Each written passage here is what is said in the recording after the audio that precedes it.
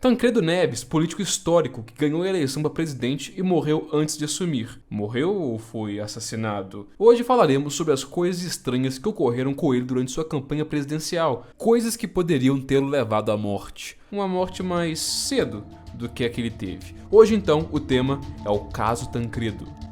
Na antevéspera do primeiro comício da campanha do Tancredo em Goiânia, em setembro de 1984, a redação do jornal O Estado de São Paulo recebeu alguns telefonemas anônimos seguidos, avisando que um pistoleiro boliviano havia sido contratado para atirar em Tancredo durante seu comício no estado. Tancredo e os seus se questionaram se aquilo era algo verdadeiro ou se partia das forças de segurança da ditadura para sabotar sua campanha e botar medo nele. Apesar da ameaça do suposto pistoleiro, Tancredo teve um comício, subiu no palanque e tudo saiu como planejado. É claro que se investigou o caso antes dele ir lá, o Tancredo ele não era louco, mas ele evitou que pessoas de cima do palanque ficassem muito próximas dele, temendo que alguém pudesse, por exemplo, ser alvejado junto dele, né? Ou seja, mesmo sabendo que era com quase 100% de certeza fake, ele ficou com uma pulga atrás da orelha. Tudo isso que eu disse aqui agora e o que eu vou abordar a seguir no vídeo é baseado no livro Tancredo Neves, A Noite do Destino, de José Augusto Ribeiro, que é um jornalista e foi assessor de imprensa na campanha presidencial do Tancredo e que, portanto, esteve junto dele e presenciou eventos que não são de conhecimento geral. O livro é, grosso modo, uma, entre aspas, biografia política do Tancredo, e lá consta desde o começo as quase mortes do Tancredo, por assim dizer, e algumas vezes que sua vida foi ameaçada, o que reforça o questionamento do vídeo. Ainda nessa mesma época, o Tancredo tinha prometido ir a São Paulo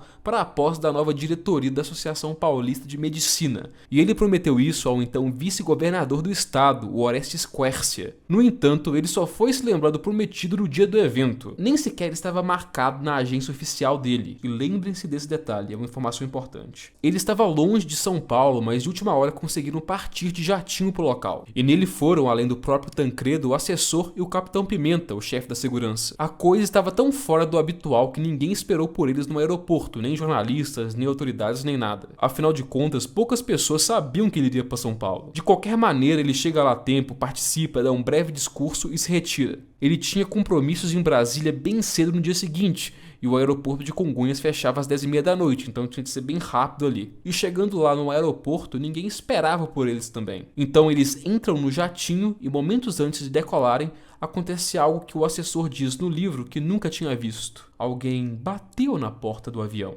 Isso fica ainda mais estranho quando o avião está prestes a decolar e com um candidato à presidência a bordo. Tancredo, no entanto, não percebeu, mas o Capitão Pimenta e o assessor, o José Augusto, sim. Eles pedem ao piloto para abri-la, então vão à porta. E lá eles se deparam com um homem encapuzado, uma capa de chuva amarela. Era um funcionário de uma empresa de comissaria, a SATA. Ele trazia uma caixa de cocos verdes e disse ao Capitão Pimenta que era pro Tancredo. Mas não tinha nem sequer o nome do remetente na caixa, o entregador apenas sabia que era para entregar naquele avião e que o Tancredo estaria ali. Mas quem que teria enviado, ou pior, como a pessoa que enviou sabia que o Tancredo estaria naquele avião? Porque poucas pessoas tinham conhecimento disso. Eles poderiam, por exemplo, ter entregue no evento, já que ao menos isso fora noticiado pelos jornalistas. Os agentes dos órgãos de segurança, no entanto, tinham olhos em tudo quanto é canto. O Capitão Pimenta então levou o caixote consigo, próximo à sua poltrona, e não avisa Tancredo sobre o que tinha acontecido. E chegando a Brasília, já de madrugada, havia 2 carros esperando por eles, como de costume. E o Capitão Pimenta pede para o assessor ir no carro do Tancredo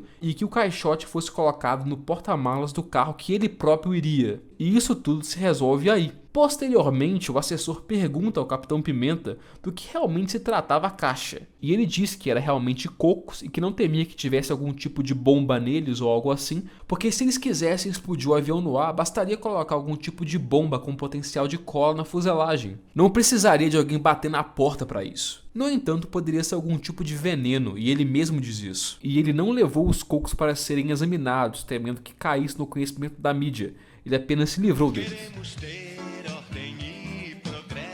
Na madrugada de 21 de outubro, Véspera de uma visita de Tancredo a Porto Alegre, um comitê de apoio à candidatura dele foi atingido por uma explosão seguida de incêndio. Todo o local foi destruído. E isso ocorreu por volta das 1h30 da madrugada e os bombeiros conseguiram conter o incêndio que veio logo depois. E a polícia registrou o caso apenas como incêndio, ou seja, eles estavam implicitando que foi acidental. Ignoraram o que muitos moradores próximos diziam, que houve uma explosão de uma bomba antes de tudo. Sob o fervor das manifestações das diretas já que pediu eleições livres, foi votada a emenda Dante de Oliveira, que restabeleceria eleições diretas para presidente. Lembre-se que estamos falando de 1983, o Brasil vivia em um regime militar desde 1964. No entanto, a emenda não passou. Ela não teve os votos suficientes na Câmara de Deputados, devido ao absurdo número de deputados que nem sequer foram votar. E isso aí foi um baque para a oposição. O presidente da época, que era obviamente um militar, o general Figueiredo, numa mensagem de fim de ano na televisão em 1983, renunciou ao posto de coordenador da sucessão à presidência e devolveu essa função ao PSD. Isso tudo aí fez com que a oposição tivesse de pensar num novo plano: Tancredo Neves. Nesse caso, a eleição seria indireta. O que ele fez de campanha, aliança, articulação e tudo quanto há não cabe no gibi. Assim, no dia 15 de janeiro de 1985, o colégio eleitoral, composto pelos deputados e senadores, votou. Havia apenas 2 candidatos, o nosso Tancredo Neves e o Paulo Maluf, que era o candidato do governo. E o Tancredo ganhou por 72,7%, o que soma 480 votos. E o Maluf ficou com 27,3%, o que soma 180 votos. Tancredo Neves seria, portanto, o primeiro presidente civil depois de 21 anos de ditadura. No entanto, meus amigos, Tancredo não assumiu. Como se sabe, ele morreu antes. Ele foi diagnosticado primeiramente com apendicite aguda e já estava sofrendo com as dores há um tempo. Mas temendo que os militares da linha dura pudessem se aproveitar de uma situação em que ele estava enfraquecido durante uma cirurgia ou algo assim, e não passarem a faixa, ele resolveu não tornar público o seu estado. Os mais próximos dele, no entanto, como políticos e familiares, já sabiam. As dores eram graves e era necessária uma cirurgia, mas ele insistiu em não fazer naquele momento. Ele queria tratar aquilo tudo com antibióticos até o dia da posse, em 15 de março. Porque uma vez já empossado e na presença de muitos chefes de estado, um outro golpe se tornaria inviável. E ele estava tendo de fazer os exames de noite, escondido, para não vazar nada para a imprensa. Os médicos que estavam analisando a situação dele diziam que era seríssimo, mas ele, Tancredo, falava para que eles não se preocupassem, porque ele assinaria um documento que os isentaria de tudo e que ele assumiria toda a responsabilidade. E tudo corria tão bem quanto se podia, ou seja, não tanto. Até que no dia 14 de março, um dia antes da posse, ele passou muito mal. Ele estava na missa aparentemente normal e ao retornar para Riacho Fundo começa a passar mal. E apesar de estar prostrado, ele se recusa a ir ao hospital e a fazer a cirurgia. Tiveram de mentir para ele, dizendo que ele iria para o hospital apenas para tomar soro. Lá chegando, ele toma as medicações e os médicos disseram novamente que a cirurgia agora, mais do que nunca, era questão de vida ou morte. E ele, ainda recusando, disse que tomaria posse no dia seguinte, mesmo que de cima de uma maca. E tiveram de mentir para ele novamente, dizendo que já haviam conversado com o presidente em exercício, o general Figueiredo, e que a posse do Sarney, seu vice, já estava acertada. E toda essa movimentação no hospital fez com que as informações acerca da saúde do presidente viessem a público. E o dia 15 chegou, e com ele, a posse do Sarney. Mas por volta dessa mesma hora, a cirurgia do Tancredo já havia acabado e ele estava super bem. E já era na parte da tarde, quando ele, andando pelo quarto, que estava com alguns de seus conhecidos e a esposa, parou do nada e disse, abre aspas, parece que rebentou tudo aqui dentro, fecha aspas, e foi levado de novo pra cama. Galera, eu não vou detalhar tudo o que vai acontecer daqui pra frente, porque senão o vídeo ia ficar com, sei lá, umas meia hora.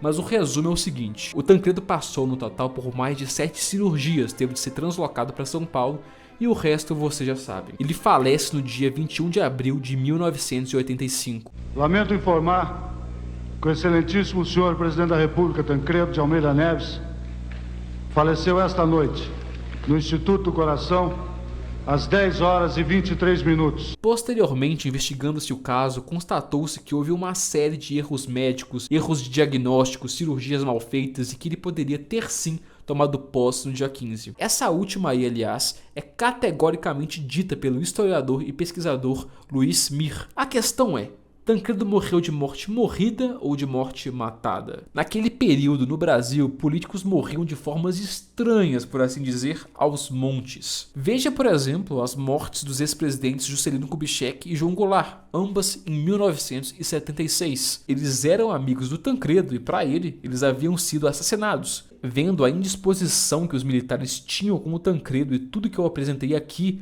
podemos dizer que há sim base para afirmar que ele pode ter sido assassinado. Ele estando na condição que estava, enfraquecido, doente, acamado, e os militares com o poder que tinham, vai saber. No entanto, eu não posso afirmar que foi isso que aconteceu. O autor do livro mesmo diz no último capítulo, respondendo essa pergunta, que ele não pode excluir totalmente a hipótese do assassinato. E é isso aí, galera. Eu espero que vocês tenham gostado do vídeo. Se sim, comenta alguma coisa, deixa o like, compartilha o vídeo no Zap Zap e fique com Deus. Deixa o like aí, na moral.